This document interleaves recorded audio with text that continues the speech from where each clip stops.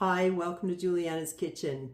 It is fruit season and it's also my favorite season because it's pie season. So as you can see in this bowl here, I've got some lovely peaches and apricots from the farmer's market. So I'm going to show you how to make a fabulous peach pie that is actually better than a peach pie because it has apricots in it. So you want to start with probably about 6 or 7 fresh ripe peaches, work better. And one of my secret ingredients to peach pie is apricots. Because if you just put a couple of apricots in there, it like gives it this extra tang, and most people don't even know that it's hiding in the peach pie. They're just going like, oh my God, what did you do? This pie tastes so good. So that's my secret ingredient. If you want to go hardcore and stay straight peaches, you can. But anyway, get your fresh fruit cleaned, washed, ready to go. And then you want to have some ice cold water in a bowl because we need to take the skin off the peaches. So I'll show you that. I've got a big pot of water on the stove, and we're going to dip it in the water for 30 seconds or so just to get the skin to come off, and we'll dip it in the cold water. I'll show you how to peel a peach, and then I'll show you the secret recipe of all the goodies you put together to make the awesome filling. And I have a recipe for the pie dough that's I'll put the link in the description, how to make super flaky, crispy pie dough. So to the stove we go. Okay, so you want to just have the water in the pot boiling, and add about whatever you can fit in your pot, about 3 peaches at a time. And you're just going to let them scald for about 30 seconds. And then when they are done, we're going to scoop them out and put them in some ice cold water, and I'll show you how to peel them. All right, you want to take those scalding hot peaches and put them in your ice cold water. Okay, so this is how you get that skin off of the peach. It's cool enough, just let it cool for a second so it's not too hot to handle. Score your knife around that seam in the peach. It's kind of, you can see that dent in the peach that's like a seam. If you score with a knife around, you'll be able to peel the skin right off. And then I even like to save a step and just cut the whole thing into the sizes I want for the pie so I don't use another cutting board or another bowl. So what you want to do is, I don't know, pretend you're making a peach globe and cut into the peach, making the longitude lines, the north-south lines along the globe of if your peach was a globe, you know what I'm saying? Okay, so you got your north-south, and then do the equator and those, what do you call those, latitude lines. And you don't even have to be perfect, but you see how if I'm just chopping all the way around, it breaks the peaches into nice little teeny pieces. And then if you kind of just give it a gentle squeeze, if it doesn't already start falling apart on you, you get all of the pieces off the peach. So just repeat that process until you have about 5 to 6 cups, and we're going to blanch some apricots, do the same thing, and then I'll show you my secret ingredient. Okay, so I have all the peaches and apricots blanched and peeled. I actually only used 5 peaches, 5 apricots, and I have 6 cups of fruit here. And if you want to go full mad scientist with me and try one other extra ingredient that I have tested, I know this experiment turns out awesome, add a cup of cherries. I had some frozen ones, so I just chopped them into quarters, but you can make sure I don't have a pit there. Good. Okay. Or you can use fresh cherries as well. So I'm adding just a cup of cherries because we tested this last week actually, and I know that a peach apricot cherry pie is to die for. Okay, so, and I'm mixing it in this big 8-cup container, just like I said, because it's easier than 10,000 bowls later. To this, we want to add somewhere between 1/2 cup and 2/3 a cup. If you like it on the sweeter side, go 2/3. If you don't like it too sweet, add 1/2 cup of sugar. And, pardon me, and 2 tablespoons of lemon juice. And 1/4 teaspoon only, just enough because it does something to enhance the flavors. But if you get too much, it's not apple pie, it's peach. Cinnamon is what you want to add. So 1/4 teaspoon, sorry, what is that? Yeah, 1/4 teaspoon of cinnamon. And then my go-to for making pies is not more flour inside. This is like, if you don't have it, go to the store and get some. I know it's backwards because of the way the camera is, but it's tapioca, minute tapioca. I'm sure you can get it anywhere, but it's so worth it to use in your pie filling instead of flour. And I am adding 1/4 cup. And then you just want to mix this up and let it sit to the side while we get the pie dough rolled out. See how awesome it's already looking? So you just want to mix it so that it's well mixed. And then we'll use this as our filling in a few minutes. See you on the rolling table. Okay, so we want a nice clean surface for rolling our pie dough out. If you want the recipe for my pie dough recipe, it will be in the description below. But what you want to do is put a little bit of just a lightly floured surface. And my dough recipe was for 4 pies top bottom, or like 4 single pies or 2 double pies. Anyway, I've cut a chunk of dough about that size, so I'd say that's about 5-inch round ball, about 1/3 of the dough. And you just want to roll that out and just keep it lightly floured. Sometimes my trick is, instead of flouring the counter, I flour the dough and just flip it over just a little bit. And we want to roll this into a nice thin circle without knocking the pie dish on the floor. How about that for an idea? Okay.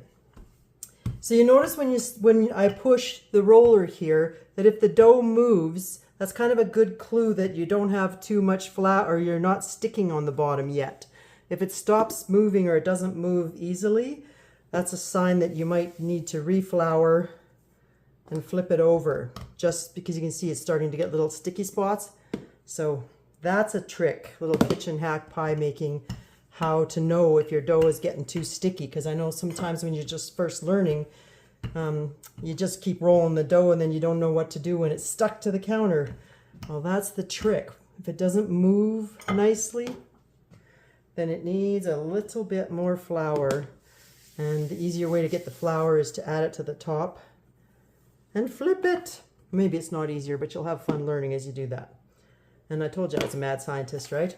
Okay, so got to flip the dough for fun. You don't have to if you don't want to. You can also roll it out on a piece of parchment paper. That's a big cheat. But I'm doing everything old school today, teaching you how to make it completely from scratch. And I gotta get this dish out of the way because I keep almost knocking it off the counter. So you want it to be, I don't know what that technical thickness is. It's about 1/8 of an inch thick. You've seen pies before, so you know. If it's really thick, then it'll just be a heavy crust and it's not as, doesn't go as flaky. But if it's too thin, it's hard to work with. Okay, so you want to roll a nice circle, and then the trick to get it in the pan is to roll back the dough so you get like a half moon. Put your pan there. I'm using a 9-inch pie pan, and just gently lift it so it's on half the pan, and then flap it over. And then I like to lift the edges just a little bit while you push it into the corners. And then just use a knife to cut some of the edges off. I'm using just a regular butter knife. And just go around the outside edge and trim your dough like so. And then you know that lovely filling we made? You can do this with 6 or 7 cups of any fruit mix that you want to, but today's special is the Mad Scientist peach pie gone rogue with cherries and apricots.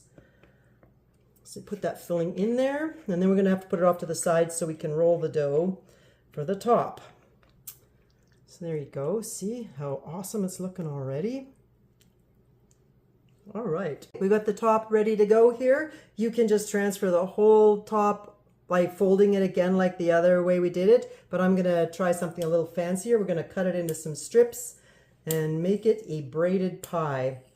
So I suppose I should try and do it like all the strips the same size. 1, 2, 3, 4, 5. We're going to go with 10 strips.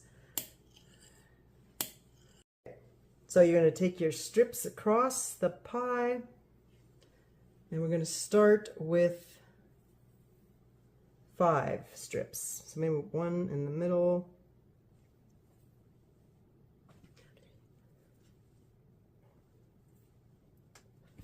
And then we're going to peel these 2 back just a little bit to start this one, and then put them back. And then these ones get peeled back. This one doesn't need to, because it's on the end. And then put strips back. And then these ones go again. Where do these ones go?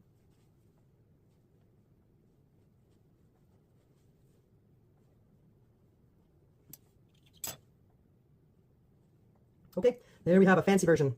And then you once again go around the pie with your knife and trim it so that it matches the edge of your pie.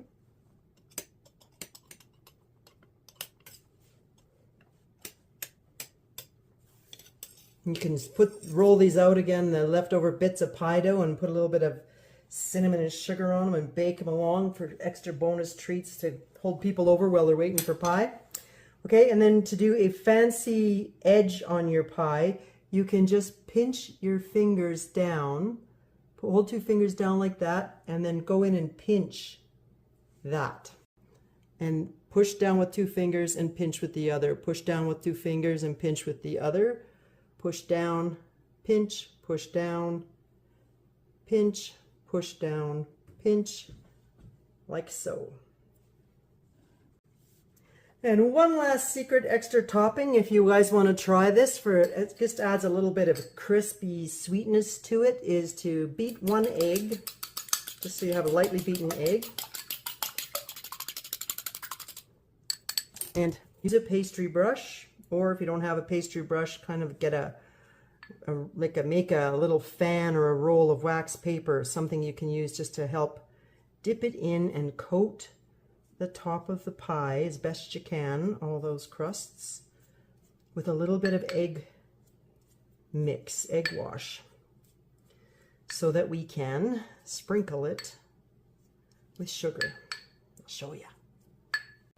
You can just use your fingers to sprinkle some sugar like this, or since I happen to have this sieve, I am just going to do it. Gives a nice even coating of sugar. So we're going to put this pie in the oven at 425.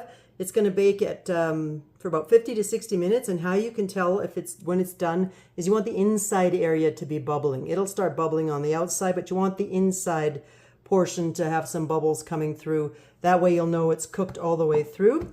And also put it on a cookie sheet or a piece of tin foil underneath it just to catch any drips. So we'll see you in about an hour. She is finished and nicely cooled too, because you need to cool your pie. Otherwise, when you cut up a slice, it's just going to run all over the place. So it's actually been more than a couple hours because I needed for it to cool down. And I think it turned out pretty awesome. We're going to find out by tasting it here in a minute. And I will say that I got a little fancy for my foodie friends here on the internet, meaning you. And I tried this lattice edge for the first time.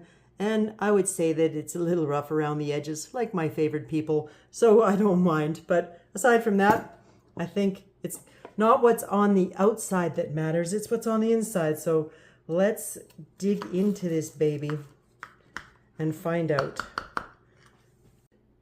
Very pleased with how this turned out.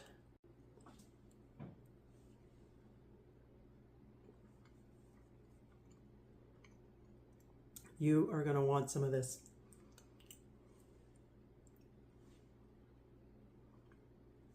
You know what to do about it. Thanks for stopping at Juliana's Kitchen.